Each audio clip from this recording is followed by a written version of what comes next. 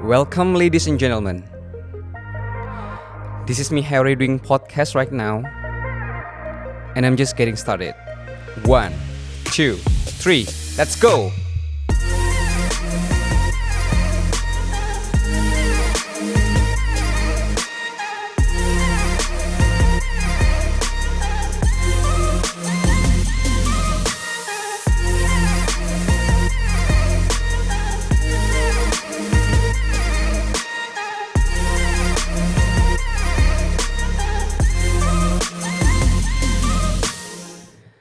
Tahun ini tuh gue berumur 25. Biasanya di umur segini tuh banyak dari teman-teman gue atau mungkin beberapa dari teman gue mungkin yang sedang ngalamin yang namanya quarter life crisis. Gue sendiri juga pernah atau mungkin sekarang juga ngalamin quarter life crisis sih. Makanya hari ini tuh gue pengen berbagi sedikit cerita tentang gimana atau apa yang gue rasain pada saat lagi ngadepin yang namanya quarter life crisis, dan apa sih yang gue lakuin supaya bisa tetap stay on track.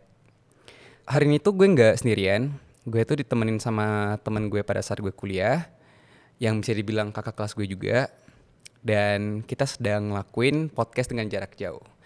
Please welcome Ci Vivi. Hai. Halo Sorry. Ci.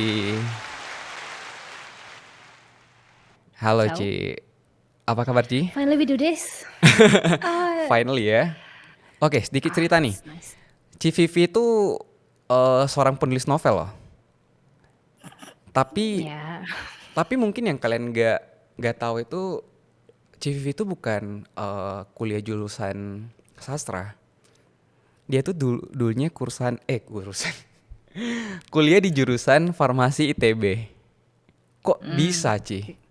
Kok bisa Ci tiba-tiba dari farmasi terus nyemplung ke dunia tulis menulis dan sekarang jadi penulis novel? Kok bisa Ci? Coba ceritain sedikit gimana cara background bisa sampai jadi penulis novel. hai dulu pertama. Hai. Sebetulnya aku udah nyemplung di dunia penulisan tuh dari lama banget ya, Har. Dari bahkan sebelum kuliah sih. Oh iya. Jadi kan, jadi mungkin mungkin yang nggak tahu mikirnya kuliah dulu baru kemudian nyemplung di dunia penulisan. Sebetulnya aku udah nulis tuh dari umur 12, seriusnya 15, terus kemudian baru diterima sama penerbit tuh baru diterbitin itu sekitar umur 18. SMP dong. Tapi SMP dong aku berarti. mulai nulis itu SMP. Oh, oke, I see. Sampai. Terus masuk SMA, selesaiin 1 buku, terus nekat tuh aku kirim. Waktu itu kirimnya tuh bukan berupa file ya, masih print ya, masih Oke, ngerusak printer tau gak sih? Terus kirim, terus diterima, tapi terus tunggu terbitnya lama, sekitar 2 tahun lah buku pertama. 2 tahun Terus buat habis itu nerbitin kuliah. buku pertama. Karena penulis pemula banget ya, nunggu antrian dan segala macemnya, nggak ada kenalan editor juga kan. Terus setelah itu, setelah buku pertama, buku pertama terbit, aku kuliah. Jadi 18. Jadi terbitnya tuh April 2012, aku umur 18. Aduh, ketahuan umur ya. Nah, itu Gak apa-apa, masih muda. iya. Itu abis itu kuliah. Sebetulnya kalau orang nanya kenapa dari farmasi nulis, kayaknya pertanyaannya yang lebih bagus adalah kalau udah tahu nulis ngapain farmasi, harusnya gitu ya? Nah, iya. Kenapa mulai nulis itu dari SMP tapi kuliahnya malah kuliah jurusan farmasi? Pertama adalah karena aku tidak punya keyakinan bahwa tidak ada knowledge dalam keluargaku, ya kemudian nurun di aku bahwa semua profesi itu bisa menghasilkan. Itu pertama. So, keluargaku kayaknya lebih percaya ke sesuatu yang nggak akan pernah mati gitu. Which is ya sebetulnya mati atau enggak tergantung orangnya ya. Tapi kan maksudnya kayak ya kalau keluarga mungkin Bisnis yang di gak pernah keluargaku mati percaya gitu. kayak atau Sesuatu pekerjaan yang yang nggak pernah akan mati? selalu dibutuhkan manusia. Ya, kayak dokter, kayak Mhm. teknik, something Oke. like that. Sesuatu Mhm yang mhm. sesuatu yang mereka percayai tidak akan pernah mati, Dan yang tidak akan mana pernah tidak benar digantikan. juga. Ya, Yang mereka percaya seperti itu, kayak karena gitu. So, dengan sering berkembangnya teknologi kan banyak juga pekerjaan yang udah mulai digantikan. Contohnya mungkin 10 tahun ke depan mungkin kita udah nggak ada yang namanya akuntan lagi. Karena probably ya. karena pekerjaan akuntan tuh udah mulai bisa digantikan. Mhm. Nah, padahal kayaknya kalau misalnya anak-anak bingung kuliah apa, akuntansi ya? Iya, Kayaknya atau enggak orang-orang yang manajemen, mikir kayak kayak ya udahlah yang penting manajemen. punya dan kemungkinan dibutuhkan gitu kan. Mhm. Jadi aku nggak punya referensi itu sehingga aku merasa nulis tuh kepuasan batin aja gitu. Which Mmm. is sampai sekarang juga masih benar. Cuma sekarang aku memiliki keyakinan yang berbeda aja. Tapi, mmm, pada saat itu kenapa farmasi karena yang tertanam adalah, mmm, ya kalau mau hidup, Mhm. science gitu. Sebenarnya nggak Mhm. salah ya, cuman calling tiap orang beda-beda aja sih, itu aja. Jadi Mmm. kenapa aku milih, kalau dibilang family pressure, lebih ke social pressure kayaknya. Kayaknya kalau family doang enggak ya. Soalnya kayak, family pun kayaknya nggak ngerti bahwa itu adalah hal yang pressure gitu. Emang orang Nangkep tua nggak sih? Cici itu Kayak orang tua Cici sebelumnya pengennya Cici kuliah jurusan apa? sebetulnya mereka nggak aku tuh jadi aku tuh waktu kuliah tuh random banget karena ketika tes minat bakat itu kayak, Mhm. ini anak tuh apa, nggak ketahuan gitu loh kayak kan mungkin ada anak yang Anomali kekuatannya ya? jelas banget gambar gitu, Mhm. terus ada yang mungkin jelas banget nari atau jelas Mhm. banget apa gitu. Mhm. Aku tuh nggak ada Har, karena aku tuh bisa dua-duanya, bisa sains, bisa sosial.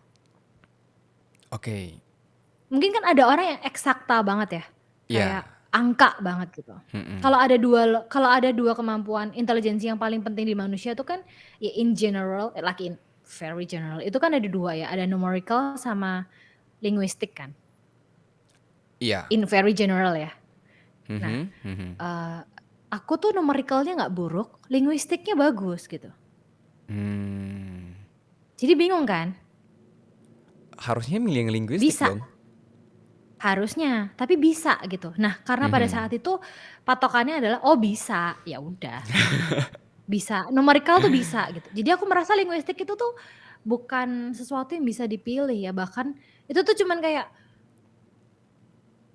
tesnya tuh cuma buat numerical bisa nggak? Bisa, oh ya udah gitu loh. Kayak gitu, kayak seakan-akan tuh kayak gitu, bukan yang kayak apa bagusnya apa, kayaknya nggak gitu deh.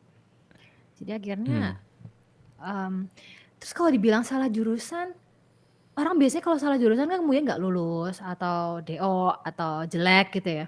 Mhm. Ya enggak, hasilnya ya bener juga, ya bisa juga lulus dan lulusnya bagus juga gitu. Jadinya Cum laude? cum laude juga. Jadinya ya Wow. sebenarnya cum laude patokan atau enggak sih terserah ya, tapi kan Mhm mhm.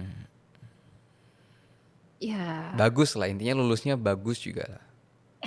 intinya sebenarnya tesnya nggak salah sih, cuma ada yang lebih tepat untuk dipilih sebetulnya.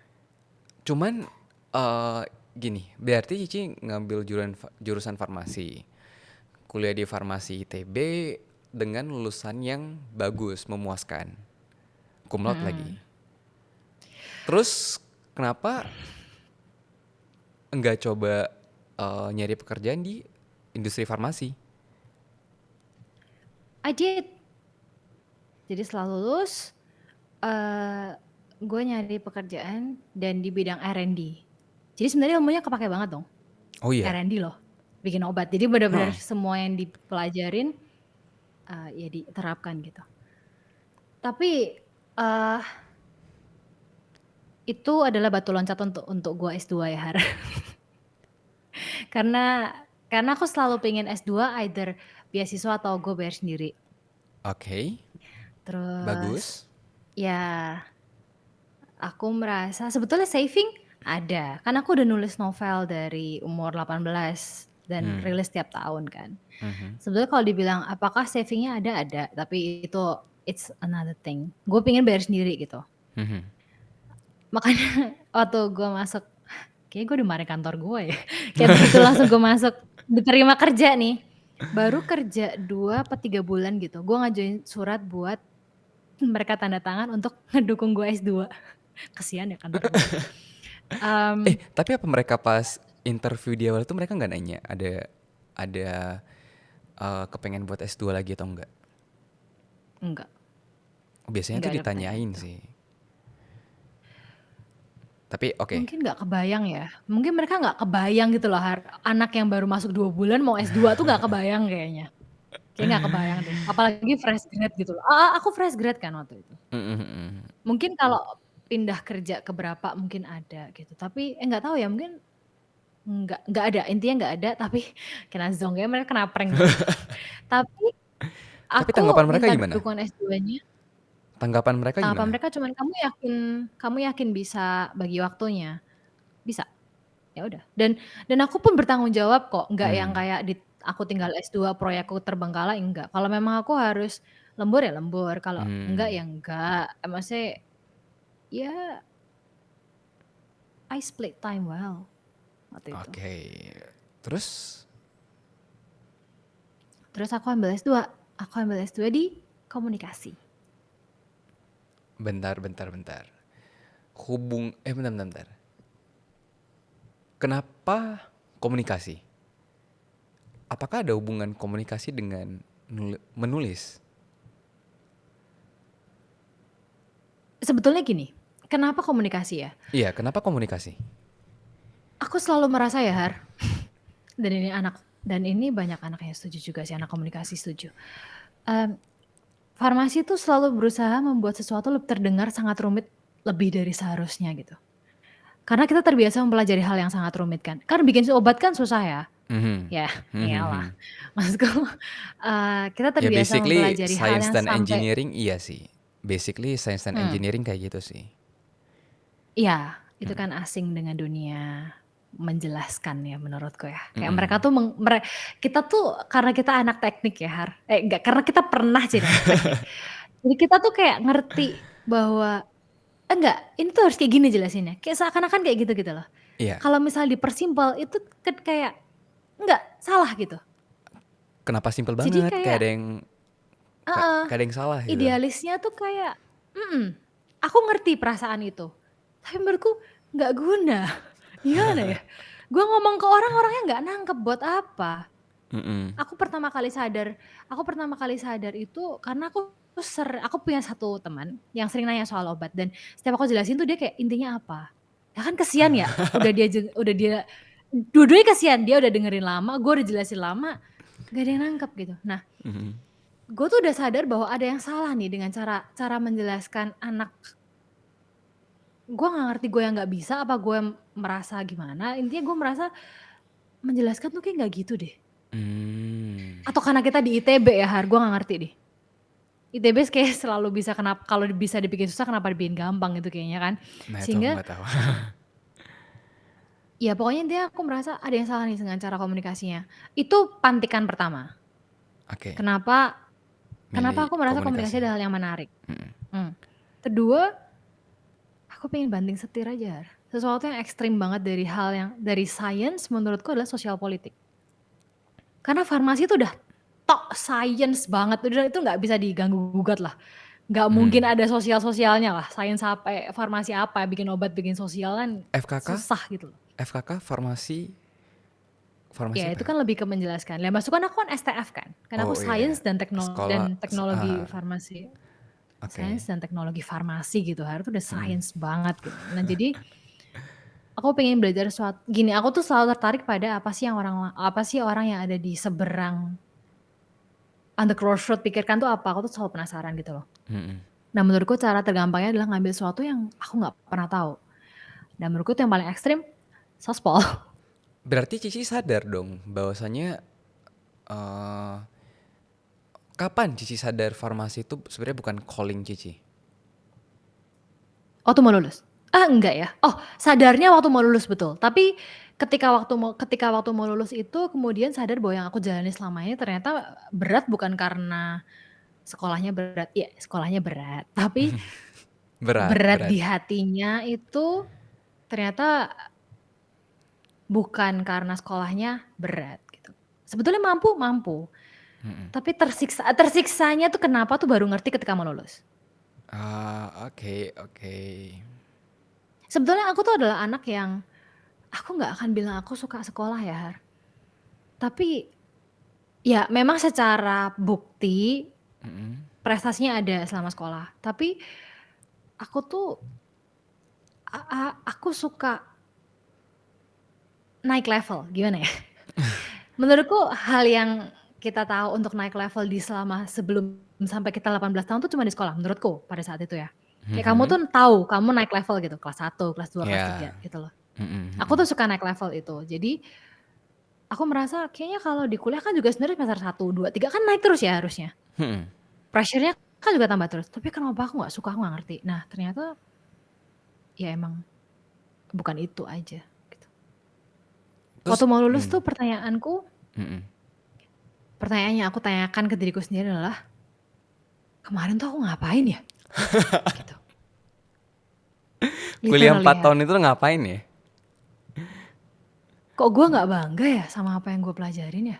Gini, kalau dibilang kalau misalnya aku harus nge-boosting egoku ya, kayak, Mhm. "Kamu kuliah mana?" ITB. Terus Wis, jurusan apa? gila. Farmasi. Lulusannya bagus? Bagus kok. Anjir. Tapi itu cuman kayak buat pamer aja, tapi Mhm. pride pride untuk perjuangannya tuh nggak ada gitu loh. Gimana ya ngomongnya? Aku bangga hasilnya, tapi aku nggak bangga sama perjuangannya. Mungkin bangga buat orang lain, mungkin bangga, tapi buat sendiri tuh kayak nggak ada fulfillment-nya gitu. Iya, Iya nggak sih? heeh. I Aku merasa kayak, mhm. ya udah aja gitu. Mungkin itu juga Tapi aku yang baru ngerti kenapa kenapa? mungkin itu juga yang aku rasain sih pas, Mmm, eee, di akhir masa perkuliahan. Terus ketika pengen pengen nyari kerjaan kan, terus mulai mikir, "Gue harus nyari kerjaan apa? Eee, gue udah ngapain aja selama 4 tahun di sini? Apa mmm, sih yang apa sih yang bisa gue pakai ke depannya?" mmm, Gitu-gitu. mmm, Jadi gue bisa relate sih. apa yang bisa dijual dari gua ya gitu kan. Ya kan rasanya Heeh. gitu kan kayak, Heeh, heeh. kemarin 4 tahun tuh biasa aja loh. Memang Mhm. dari ITB sih, but why gitu loh. Rasanya tuh kayak nggak ada Ya biasa aja jadinya kan. rasanya tuh aku nggak bangga untuk ngomong ke perusahaan bahwa, "Gua lulusan ITB loh." Kayak nggak ada Ih, pride-nya gitu. bener, sama banget. Sama. Gua nggak ngerti kenapa. Biasanya tuh padahal padahal orang-orang bilang ya, kalau kita lulusan ITB tuh eh patut disombongkan gitu loh. Kayak orang-orang kalau Iya, misalnya eh kan ada lelucon dulu itu ada lelucon. Kalau misalnya kita mau ngelamar seseorang dan kalau misalnya kita bilang kita lulusan ITB, itu kayak rasanya kayak bangga banget kan. Tapi pas aku lulus aku nggak ngerasain hal seperti itu. Malah aku ngerasa kayak ada beban. Kenapa? Soalnya aku mmm. ngerasa kayak eh apa ya? Apa yang aku udah pelajari selama 4 tahun di sini ya? Aku kayaknya gak ada yang bisa aku beneran pakai gitu. Yang aku rasain ya Har, kalau kamu tadi kan rasanya kayak, apa sih Hampa, bangganya gitu kan. hampa. Iya bener, ada sebuah kekosongan selama 22 tahun tuh, gue kemana ya, kayak gitu loh rasanya kayak, kok Hmm. kayak belum hidup kok udah 22 gitu loh. Karena di bayanganku dulu tuh begitu 25 tuh kayak I know it all gitu, rasanya kayak, oke inilah di mana titik mapan. Jadi kemudian waktu gue lulus tuh nah enggak, karena bayangan akan umur 25 Mm-mm. kayak 18 ke 25 tuh di bayangan gue jauh banget gitu. Tapi ketika dijalanin, kok sekejap gitu loh. Iya cepet Jadi banget. waktu waktu gue lulus, gue tuh pengen kabur Har. Karena di bayangan gue nggak akan bisa nih 3 tahun doang ngelakuin semua yang gue mau gitu. Iya Kayak dan pressure pressure yang gue taruh, ya sebenarnya gue taruh ke diri gue sendiri tapi juga orang-orang sekitar tuh kayak merasa ya ini saatnya gue naruh pressure ke diri lu gitu, kayak kalau ketika lulus tuh kayak inilah saatnya gitu. Jadi Dan tiba-tiba itu seakan-akan kita tuh tiba-tiba diberi tanggung jawab yang banyak banget, dan seakan-akan tuh kalau lu nggak bisa achieve itu, ya lu dianggap gagal sama masyarakat. iya, Itu bebannya makanya berat waktu banget. dan makanya waktu bikin kontennya di Instagram tuh kan aku ngomong rasanya tuh kayak selama ini tuh lu tuh dituntun, ya kan? Mm-mm. Ditonton jalan gitu, ya udah Mm-mm. harus kemana, oh ini aja gitu yang lebih aman, oh Hmm. ini aja yang lebih begitu lulus tuh kayak, ya udah lu lari gitu. Hah? Iya benar banget, Gimana? benar banget, benar Kan benar. dituntun, rasanya kayak gitu loh, terus kayak, Heeh. ya karena gue disuruh lari ya udah gue kabur, rasanya kayak gitu loh, rasanya ya. Waktu itu tuh kayak, oke, gue lari, oke, gue kabur. Nah, ya rasanya sih saat itu waktu itu ya, tapi menurutku mungkin semua orang mengalami itu tapi nggak di umur yang sama ya, mungkin. Mungkin Hmm. ketika orang tidak punya dalam tanda kutip privilege untuk kuliah, mungkin di umur 18 dia merasa dilepas gitu. Apalagi Oke. 18 ya very early ya. Mm-mm. Mungkin dia kayak merasa, gue masih 18, gue hidup dulu lah, misalnya dia main-main tiba-tiba, hah kok udah 4 tahun yang lain udah lulus kuliah gue belum, kayak gitu. Jadi, well, ya itulah kenapa gue bilang, ya kan tadi kamu bilang kan, Mhm. ini kayak life crisis, ya bener sih kayak selama ini dipegang loh, selama ini Hmm. dituntun gitu jalannya. Selama ini jadi kayak rasanya tuh 18 tuh masih bocah, 22 udah tua gitu rasanya. Hmm. Rasanya ya, rasanya tuh kayak, lu tuh 22 gitu. Hah, kapan gue 22? Gue bingung kayak, kok gue tiba-tiba 22 ya? Terus, ya ya tekanan itulah sih Har, kayaknya yang Mm-mm. membuat gue kemudian udah merasa umur itu nggak lagi relevan ketika gue menyentuh 25. Oke. Sejak 25 gue merasa, ya udahlah, gak ada bedanya gitu. Umur itu hanya sebatas angka gitu. Literally gue baru ngerti maknanya ya, selama ini kan cuma ngomong ya, karena gue nggak mau Ah. ngaku tua aja gitu. Tapi di 25 itu gue bener-bener bukan cuma ngerti ya, gue menghidupi maknanya gitu. Hmm. Gimana ya Har, aku tidak menyalahkan, aku sama sekali tidak menyalahkan pilihan hidup orang lain ya, tapi Mhm. hal yang aku sama sekali nggak mau untuk hidupi dalam hidupku adalah, eee, gue nggak mau mati di 25 dikubur di 75, itu hal yang gue selalu ngomong ke diri gue sendiri sih. Gak mau mati di 25, Dikubur 75. dikubur di 75. Mmm. Filosofi apa itu, maksudnya gimana? Kayaknya orang merasa 25 tuh lu tuh kalau di Asia ya Har, Mm-mm. which is us, Mm-mm. mmm, Asian. 25 tuh kayak lu tuh udah berhenti growing, harusnya udah stagnan gitu. Ya udah, Udah harus di bayanganku ya. Oh, oke. Tekanan yang dikasih tuh kayak gitu rasanya. Harusnya tuh 25 tuh lu udah punya sesuatu yang Hmm. ngebuat lu tuh nggak perlu struggle lagi, rasanya kayak gitu. Kayak 25 tuh something, ya makanya quarter life crisis kan, kayak 25 tuh sesuatu yang membuat kayak sebuah milestone yang lu harus kayak, ya udah, lu harusnya kalau dari situ lu enak, sampai 75 lu enak gitu, Hmm. rasa-rasanya ya. Hmm. Tapi aku merasa kayak kalau aku nggak mau, menurutku itulah yang itu mungkin yang membuat banyak orang tua bitter ya. Bener gak sih? Gimana ya, Bitter kayak dalam artian? bitter dalam artian ketika ngelihat orang umur 35 masih kayak anak umur 25 itu kayak nggak pantas gitu. Oh, iya, iya, iya. Ya Kayak mungkin seperti tekanannya itu. tuh kayak, "Lu tuh 35 loh, lu tuh bentar lagi bau bangke." Ya itu rasanya Dan tuh lu kayak gitu loh, lu belum tuh punya pacar dan lu belum nikah. Lu mau mmm, hidup jadi apa? iya, heeh. Rasanya kayak lu tuh udah terlambat 1 dekade gitu. Bahkan di umur 25 Rasa-rasanya aja ya. ya. Bahkan di umur 25 aja ya. Ada orang tua yang bilang ke anaknya, "Lu itu udah umur 25 loh." Mmm, hmm, Anak temen papa, mereka itu udah mmm, pada bisa punya mobil, nyicil rumah, dan lain udah punya sebagainya. anak, Udah nikah, udah punya anak. mmm, Kamu itu masih segini-segini aja. Kamu hidup mhm. itu mau jadi apa? Mm-mm. Itu Jadi pressure loh, itu pressure banget loh. itu real pressure loh. Itu Menurutku semua orang merasakan ya. Dan either gimana dia nangkepnya, either dia mau ngaku atau enggak, either Mhm. diomongin apa enggak, atau implicitly kayak tiap hari tunjukin foto anak temennya gitu. Nih anak temen papa nih udah punya anak, kamu mana kayak gitu kan. Heeh.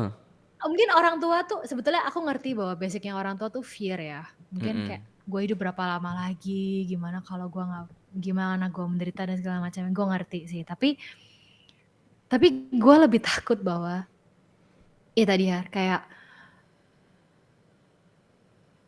gue kayaknya hal yang aku banggakan nantinya adalah ketika aku umur 45 dan aku merasa aku masih umur 25 gitu.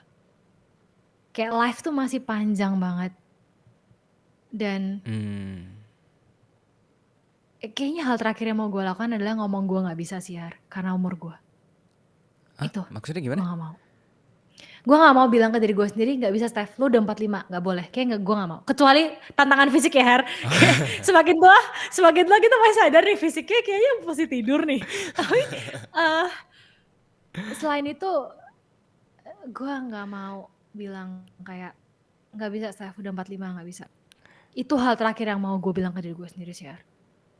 Berarti even nanti pas Cici umur 45, pas Cici pengen eh pengen next level nih, pengen ngerjain sesuatu yang baru. Cici masih ngerasa, "Oh, aku masih bisa." Kayak gitu. Bukan aku masih bisa ya. Bahkan aku mungkin bakal ngerasa kayak oh ya udah sekarang gitu. Let's do it Oh ya now. udah dulu nggak, oh dulu nggak kepikiran ya udah sekarang gitu. Kayak Bukan nggak bukan nggak karena ada time zone gitu. bukan karena oh gue udah 45 nih kayaknya udah ketuaan deh buat mulai lagi. Kayak gitu. Itu hal terakhir yang aku mau bilang ke diriku sendiri sih, Yar. Makanya aku merasa aku harus persiapan dari sekarang ya, menurutku. Kan sekarang kan, ya aku udah lewat 25 ya, ke umur 50 tuh kan ya setengah perjalanan. Jadi aku merasa kalau kalau 0 sampai 25 aku merasa bahwa semuanya nggak mungkin terjadi setelah 25, aku merasa setengah hidupku yang lainnya harus membuktikan bahwa 0 sampai 25 itu salah gitu loh. Sehingga nanti di 50 tuh aku punya 2 referensi yang bisa aku yakini gitu. Oh, ya udah dulu mikir nggak bisa, bisa. Ya udah sekarang jalannya apa yang dimau aja. Ah, Aku merasa oke. sih gimana ya? Kayaknya yang paling penting itu membuktikan kita sering salah nggak sih? Because that's true. Iya. Tapi gini,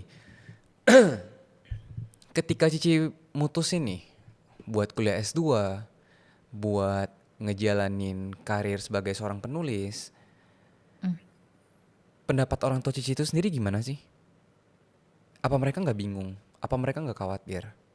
Kok anak gue eh kayak nggak ada tujuan hidup ya? S1-nya apa, S2-nya apa? Ini anak kenapa ya? Kan pasti ada yang Mm. kayak gitu kan? Emang orang Mm. tua itu nggak ngelarang atau eh, nganjurin atau mungkin marah gitu? Sebetulnya waktu aku S2 aku belum berani pada saat itu bahkan perang pertama aku tuh bukan sama orang tuaku Har, sama diriku sendiri ya. Karena susah banget untuk menerima bahwa aku udah kuliah ya tadi, kayak aku Oh udah iya kuliah iya. lama banget, Mm-mm. susah banget, setengah mati, terus dan dapat kerjaan juga kan, dan di R&D juga gitu. Jadi, kayaknya lu nggak masuk akal banget ya, Steph, ya. Ya back Hmm. again, itu waktu itu umur 24 ya. Kayak, setahun lagi lu mau apa sih? Kayak gitu loh rasanya. Terus, Mm-mm-mm. eee, tapi waktu itu rasanya cuman kayak awalnya tuh aku tuh tahu aku harus S2. Kenapa? Karena ada sesuatu yang salah sama S1-ku, itu yang aku rasain. Hmm. Oke. Pad pada saat itu aku rasa gitu. Terus waktu itu aku sempat mau ngambil S2 industri lah, apalah gitu yang aku rasa kayaknya bisa mendukung karirku gitu, pada Nada saat itu ya. engineering ya. Heeh heeh. Terus tapi aku merasa kayak, "Hah, S1 gue udah kayak gitu, S S2 makin gak suka, apa kabar hidup gue?" Terus pada saat itu aku mikir gini doang Har, ya namanya anak ya, kan bangga kalau bayar sendiri ya. Mm-mm. Padahal nggak ada hubungannya sama orang tua juga. Orang tua mau bayar sendiri mau kagak terserah lu, kalau gue bilang enggak ya kadang-kadang kita juga kita juga bisa kalah gitu loh. Tapi Ah iya iya waktu itu iya. aku cuma merasa gini, eee gue bersendiri nih, gila bangga banget. Ya udah, kayaknya gue punya kebebasan lebih besar deh, rasanya waktu Mhm, itu. mhm. Terus ya udah, gue ambil jurusan yang gue mau, terserah apa, gitu. Terserah gue. Akhirnya waktu itu aku mikir, apa ya, yang ekstrim banget gitu. Sesuatu yang kayak, kayaknya kalau nggak pakai duit gue sendiri gue akan dibayarin apa ya gitu. Terus, ya udah akhirnya ngambilnya komunikasi. Jadi kalau kenapa ditanya komunikasi, memang pantikannya adalah karena aku merasa ada yang salah dengan sesuatu yang terjadi di masa lalu. Tapi kenapa bener-bener mutusin, kepuasan pribadi, harus diakui gitu. Maksudnya kayak, sesuatu yang kayak aku pengen achieve sendiri gitu. Nah, pada saat itu mamaku cuman kayak, "Komunikasi? Apa itu? Apa itu?" Tapi mungkin mama papaku merasa kayak, gini, karena waktu dulu S1, aku tuh pengen masuk PR sebetulnya. Public relation? Heeh. Hmm. Dan mamaku tuh kayak udah kayak lihat sekolah-sekolah yang aku tertarik gitu. Tapi pada akhirnya ya mungkin mereka merasa kayak, "Ini apa? Ini kayak gini ya?" Mungkin mereka merasa, "Udahlah janganlah, udah Nak, udah jangan aneh-aneh Nak." Rasanya mungkin kayak gitu ya. Istighfar. Terus makanya waktu waktu mamaku dengar S2 tuh di akhirnya aku merasa aku adalah anak yang selalu memberikan pressure ke orang tuaku untuk cari tahu apa yang anaknya mau lakukan, Har. Karena kayak ini anak nggak bisa dikendalikan, mending gue yang cari tahu, kayak gitu ya. Kayak orang tuaku tuh akhirnya merasa kayak, "Ini anak tuh mau apa sih? Kayaknya aneh tapi kok ya nggak buruk gitu, tapi kok gue tuh nggak ngerti gue harus gimana." Kayak mereka tuh akhirnya mikir gitu ya. Akhirnya mamaku tuh Google sendiri gitu katanya. Oh, "Ini mama udah wow. Google, mama udah Google komunikasi tuh kayaknya ke depannya ada jaminannya ya," gitu-gitu. Terus aku cuma mikir, "Gue nggak peduli Wow. jaminannya, Mah." Gue waktu gue S2 ya, Har, gue nggak tahu, gue tuh nggak tahu. Kan orang-orang tuh kan normalnya kan kayak, "Emang karir lu habis ini mau apa?" Hmm. Kayak, "Emang lu mau apa milestone-nya?" Gue nggak tahu, gue cuman mau sekolah yang gue mau gitu rasanya ya. Terus akhirnya mamaku waktu itu, "Ya udahlah kalau kamu mau, eee, ya udah," gitu. Nah, karena biasanya karena biasanya ditentang nih, karena biasanya ditentang terus kan kayak mau milih apa kan kayak, enggak, kayaknya enggak deh," gitu. Waktu diokein, aku takut sendiri, Har. Wih. Karena untuk pertama kalinya, aku tahu bahwa kalau aku gagal nih, salahku. Hmm. Kalau Mmm. dulu kalau dulu kan kayak, kalau aku farmasi gagal, salah orang tuaku dong, kan aku mau sekolah apa nggak ditentang nih, ya kan nggak boleh. Tapi ketika ketika jadi setiap kali aku merasa kuliahku berat dan segala macam, oh ada yang aku salahin nih, papaku kan. Terus ketika aku mau S2, terus aku milih sendiri udah ngotot disetujuin, kalau ternyata gagal gimana ya gitu. Nah, Hmm. itu pertengkaran dengan diri sendiri tuh lebih gila lagi ternyata jauh dari sebelum being rebel ya. Kalau rebel tuh Ah. kan gampang gitu, kayak ini ada tantangan, lu cuma ngelawan gitu. Tapi Mhm. kalau nggak ada tantangannya, lu didukung, itu lebih berat loh, Har. Kayak, kalau gua jatuh nih salah gua loh, semuanya tuh salah gua gitu. Nah, pada saat itu akhirnya di satu pagi ketika mama papaku udah support ya, Mhm. sebenarnya kayak terpaksa support waktu itu ya, kayak ya udahlah gitu. Udah pasrah. Eee mhm, gua ngalamin mental breakdown. Oke. Lawannya tuh fear-ku sendiri ya. Kayak, Mmm. "Mampus nih, gue kalau nggak bisa nih mampus banget nih. Buang 2 tahun lagi." Kan rasanya kayak membuang waktu gitu. Karena gue merasa buang 5 tahun kan, Har, jadi gue merasa ada kemungkinan buang 2 tahun lagi gitu. Kayak kuadrat gitu loh, gue takut banget. Nah, akhirnya gue sempet breakdown, terus ya karena kan masih, ya gimana namanya orang kalut marah siapa lagi dimarahin, mama papa. Waktu itu akhirnya aku sempet marah sama papaku, marah bukan dalam artian, lebih ke emosional ya kayak, gimana kalau aku gagal lagi gitu, tapi karena aku nggak bisa ngomong itu, aku lebih ke marahnya kayak ngaco aja gitu. Nah, aku lupa aku ngomong apa, tapi aku ingat kejadiannya. Eee, jadi kan itu kan kalau untuk pendaftaran tuh pakai ATM BNI gitu ya. Terus yang Mhm. punya ATM BNI papaku, jadi papaku yang bisa Mmm. membayarkan gitu. Mhm. Itu tuh pagi di mana harusnya bayar gitu, untuk mau daftar atau enggak. Mhm. Terus aku tuh kayak, waktu itu mamaku udah aku marahin, jadi dia udah malas ngomong sama aku ya kayaknya, udah didiemin aja gitu. Rebel banget ya? Terus akhirnya papaku tuh bukan orang yang konfrontasional sih. Mhm. Itu is that a word in KBBI? Ya tapi kayak ya dia tuh bukan tipe orang yang suka konfrontasi gitu. Mhm. Nah, eee, pagi itu tuh dia cuma ngomong gini, jadi kayak lebih terbawa emosi mungkin karena dia jengkel juga sama aku ya. Dia ngomong, "Kita tuh nggak akan pernah tahu ya apa yang terjadi ke depannya, nggak akan pernah tahu.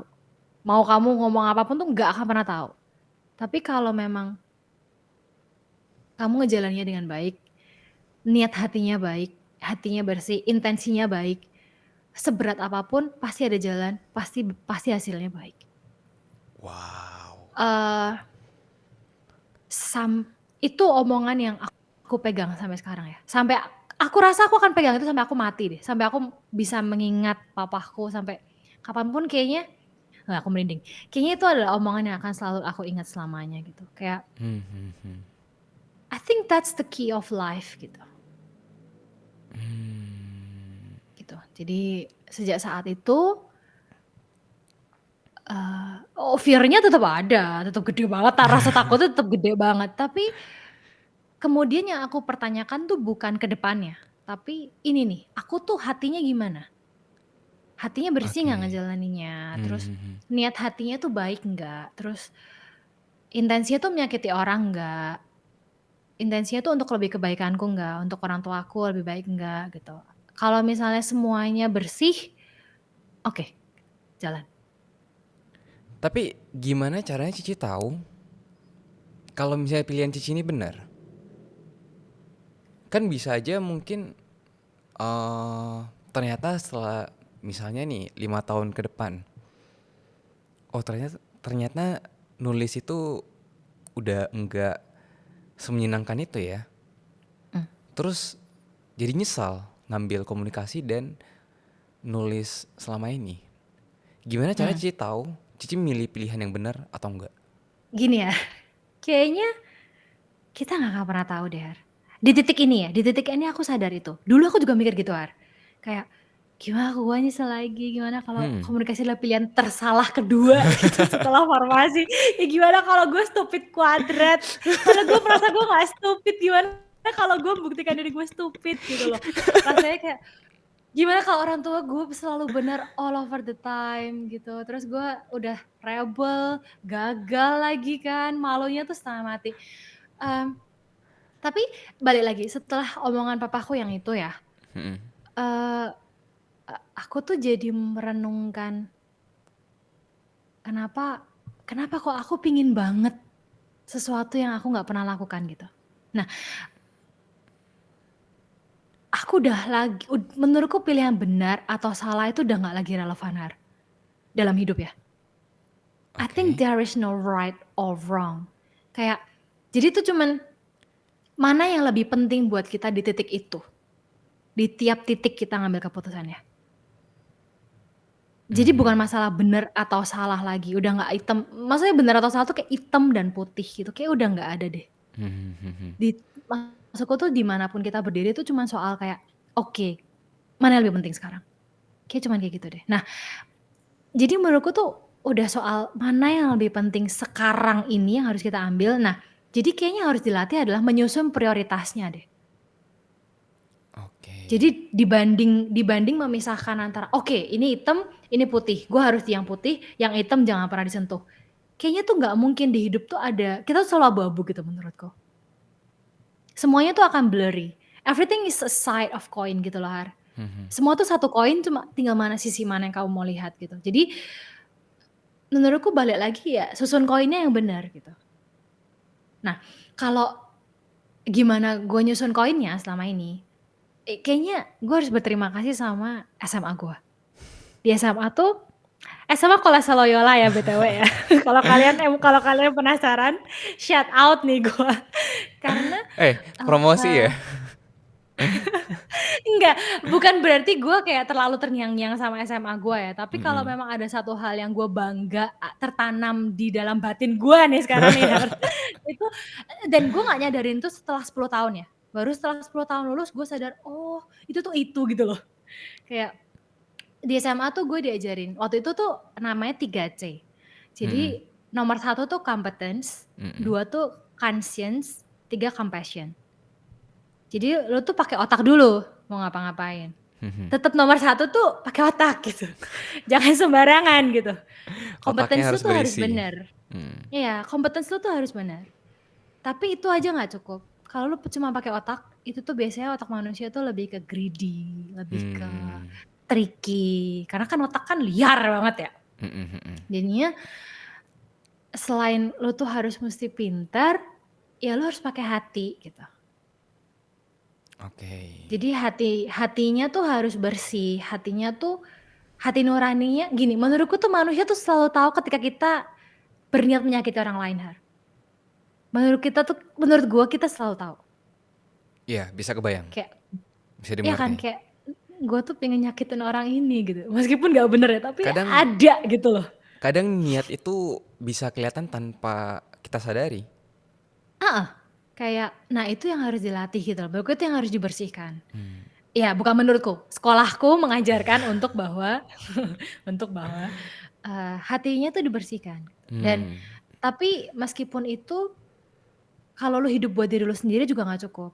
Karena lu nggak mungkin hidup buat diri lu sendiri. Jadi lu harus compassion ke orang lain juga. Jadi Hmm. lu harus pakai hati, pakai otak lu, harus pakai hati lu untuk hidup buat diri lu sendiri dan orang lain.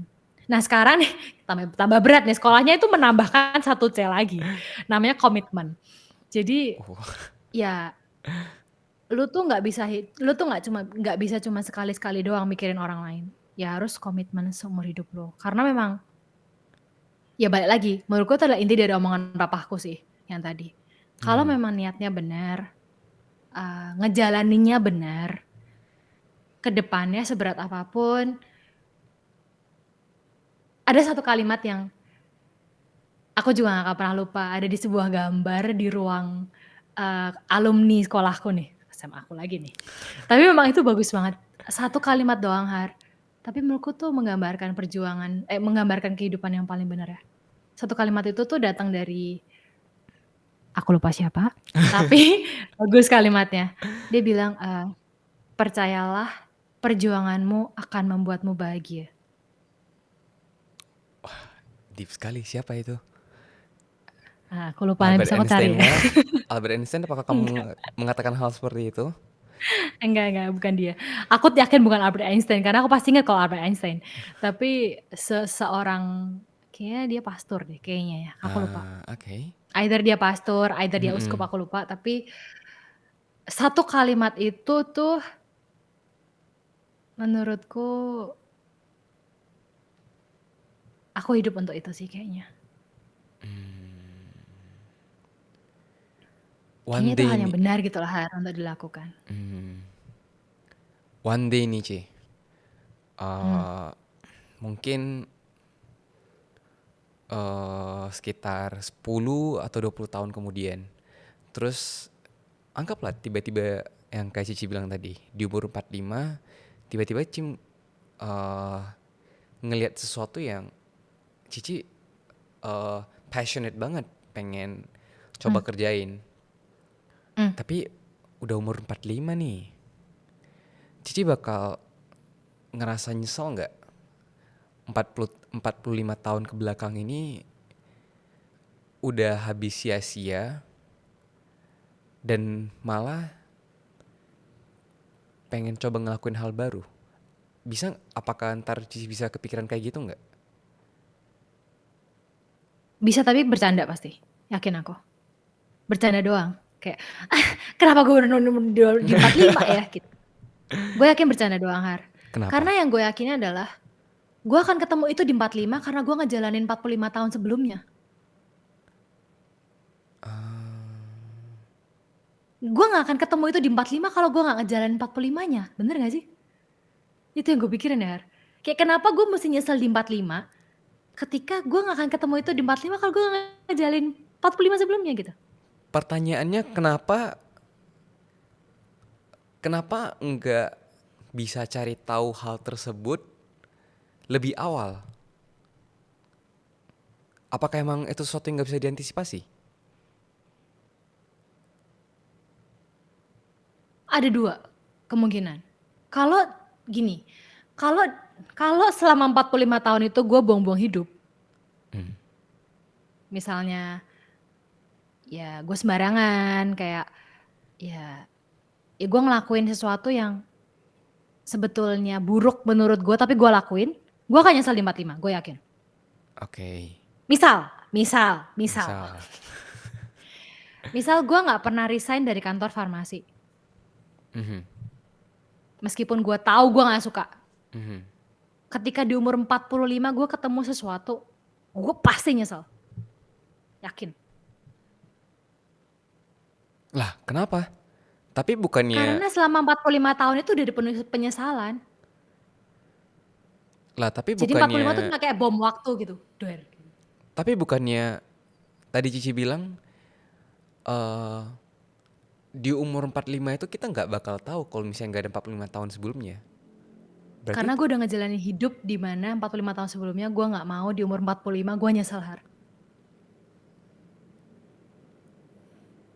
Jadi menurutku tuh bukan di umur 45-nya, tapi apa yang kita lakukan sebelumnya gitu loh.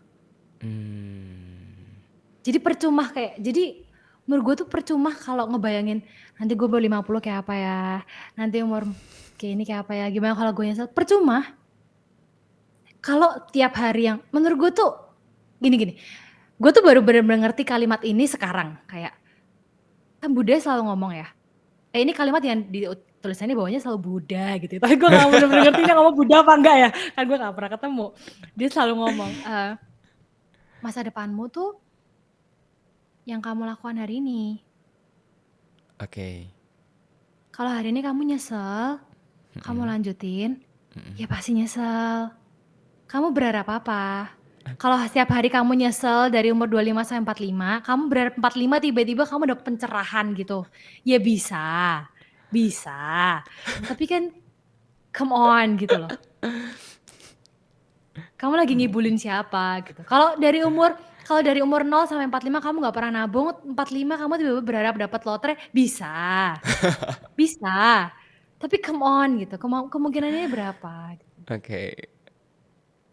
Jadi aku lebih percaya di umur 45 aku gak menyesal karena sekarang setiap harinya tuh aku gak nyesel. Sekarang ya, setiap harinya aku gak nyesel. Nggak nyesel karena Gak nyesel karena aku menjalankan apa yang aku mau. Aku literally baru merasa sekarang ya, Har. Kayak aku gak nyesel deh. Kayak kalau misalnya aku mati sekarang pun siap deh. wow. Nggak, maksudku kita nggak pernah tahu kan, ya kan? Mm-mm. Ya iyalah ya gitu loh, siapa sih yang tahu. Tapi dulu waktu aku tuh soalnya merasakan banget waktu aku dulu mengerjakan sesuatu yang nggak suka ya, aku selalu merasa kayak, di umur berapa ya gue bakal resign untuk ngejalanin yang gue mau gitu. Sehingga gue nggak nyesel kalau gue mati umur 50. Aku nggak ngerti apakah orang lain merasakan itu ya. Tapi gue Tapi waktu menanyakan dulu hal aku yang sama loh. iya makanya. Gue menanyakan hal yang sama loh pas dulu gue masih kerja. Kayak gue mau resign umur berapa ya yang gue gak nyesel, gue masih bisa hidup terus nanti umur 50 kalau misalnya gue mati gak apa-apa gitu. Kalau gue mikirnya gue harus kerja sampai kapan ya supaya gue bisa mulai ngerjain apa yang gue suka.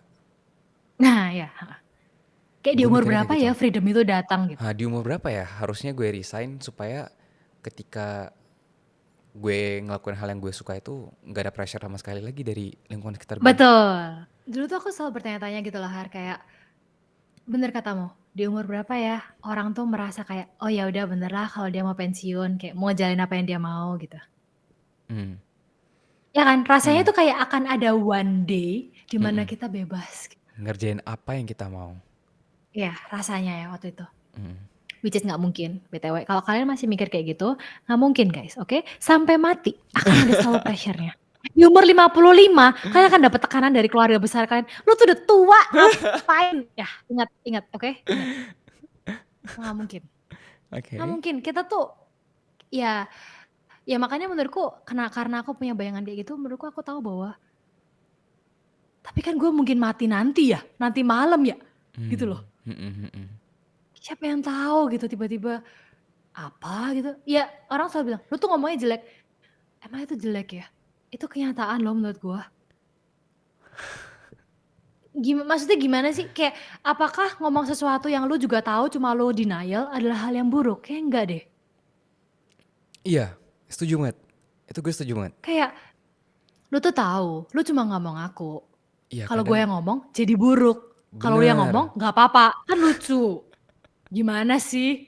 Lu nggak mau ngomong, gue omongin nih. Salah. Gimana? Kan bingung ya. Menurut gue tuh semua orang tahu gitu. Jadi karena kan ada ya kayak misalnya ya ada orang terdekatku yang misalnya one day kan aku pengen ikut charity ke sebuah desa gitu kan. Dan itu bayar gitu. Kan terus orang itu ngomong, lu tuh udah ikut charity bayar lagi. Lah ya karena charity bayar dong, gimana sih kalau nggak bayar orang yang sana kan nggak bisa support. Dapat duit Terus dari mana? iya terus dia ngomong kayak, lu tuh aku lupa ya, intinya dia ngomong kayak intinya, "Udahlah charity tuh nanti aja waktu tua." Jawaban gue adalah, "Emang tahu dari mana gue pasti tua?" Gimana kalau matinya Terus besok? dia iya, terus dia kayak diem gitu, karena ya udahlah dia mau charity juga gitu kan, kayaknya dia mau ngelawan juga, ya bener, terus dia mau charity, ya udahlah gitu. Jadi gimana ya, nah makanya aku merasa meskipun nanti di umur 45 pasti pertimbangan kita beda ya Har, maksudku bukan berarti di Mhm. umur 45 kita nggak jadi terserah, itu nggak mungkin. Di umur 45 tuh pasti kita pasti punya lebih banyak responsibility, kita pasti lebih punya banyak experience, referensi, pasti yang membuat Mhm. kita mempertimbangkan sesuatu jadi lebih matang. Mhm. Tapi kemudian jadi kan makanya aku perkaya adalah ketika kalau nanti di umur 45 aku lebih overthinking, berarti yang aku thinking itu harus hal yang benar gitu loh Har. Mhm. Menurutku aku harus punya cukup referensi dan pengalaman untuk yakin bahwa di umur 45 ya hal yang aku pikirkan tuh benar gitu. Mhm. Mhm. Bener ini subjektif sekali ya, tapi hal yang aku nggak mau sesali lah gitu. Oke. Soalnya kalau dari umur 25 sampai 45 kita ngedengerin orang bilang, nggak mungkin," terus kita merasa, "Iya nggak mungkin." Kayak nggak mungkin deh Har di umur 45 kita tiba-tiba bilang, "Nggak peduli." Kayak susah banget deh Har. Mhm. Mhm. Kayaknya susah banget. Bisa, kalau orang bilang, tapi kan banyak orang kayak gitu. Banyak. Coba kasih contoh deh.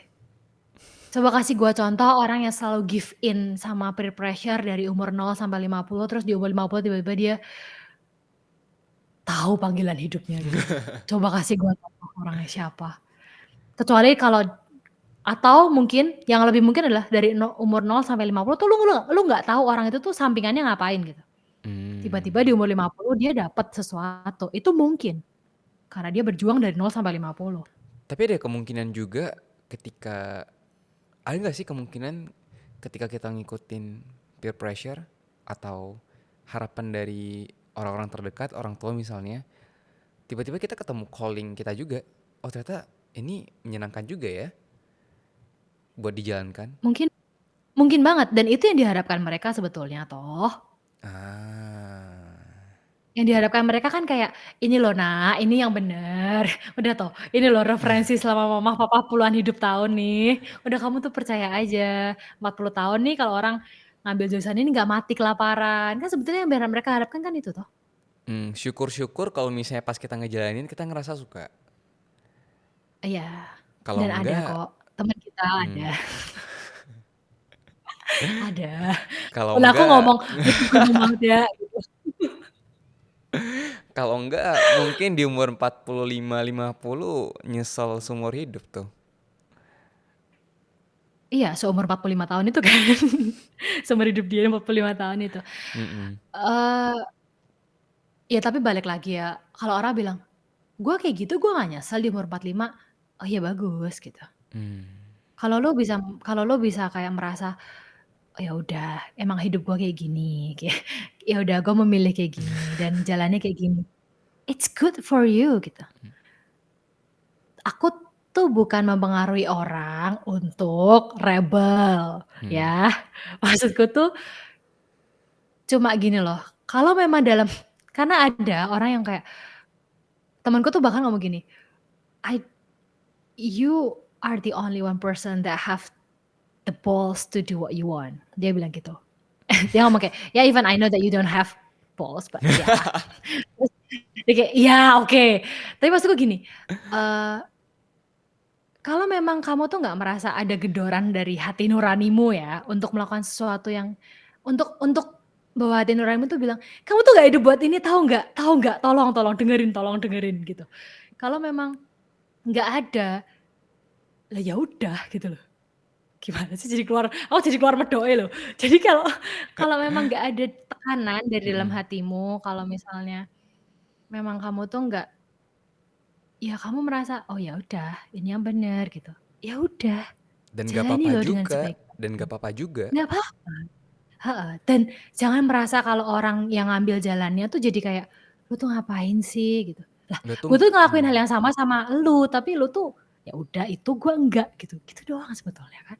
mmm, asalkan ngejalaninnya, legowo Mhm, sama damai aja dengan apa yang lu jalanin, gue rasa nggak mhm. ada salahnya. Iya, kalau Yang lu salah merasa itu kayak, mungkin kadang kita nge-compare ketika kita nyaman nih, ah, ketika kita nyaman, terus kita ngelihat orang lain tuh eee, mhm, nge-hustle sedemikian rupa, kita jadi ngerasa kayak hidup kita nggak ada maknanya gitu loh. mhm, mhm. Kayak, "Kok dia hidupnya gitu banget ya? Kok Kok gue gua kayak gini-gini aja lempeng-lempeng ya? aja." Mhm. Mhm. Ya Ya padahal kalau lu sebenarnya nggak merasa ada yang apa-apa, salah, iya, kalau nggak apa-apa. Tapi kalau lu merasa ada yang salah, ya lakuin sesuatu loh. Kayak, dan bertanya gimana apa sih? yang salah, dan Heeh. bertanya apa yang salah. Jadi ya karena aku tahu juga orang yang Mhm. kayak, ya udahlah, kayak ya udah kerja, pulang, secukupnya nabung, beli rumah. If you are happy then it's good for you gitu. Ya udah. Mhm. Tapi Bener bukan banget, bener berarti bener. kemudian aku merasa gimana ya, yang dulu tuh aku merasa kerdil ya Har, di depan orang-orang kayak gitu, which is itu masalahnya di aku bukan di dia. Mhm. Aku merasa kayak, "Kok lu enak banget ya, hidup lu tuh kayak dituntun dan tuntunannya tuh bener, terus kayak lu tuh juga ya udah gitu, kok enak ya?"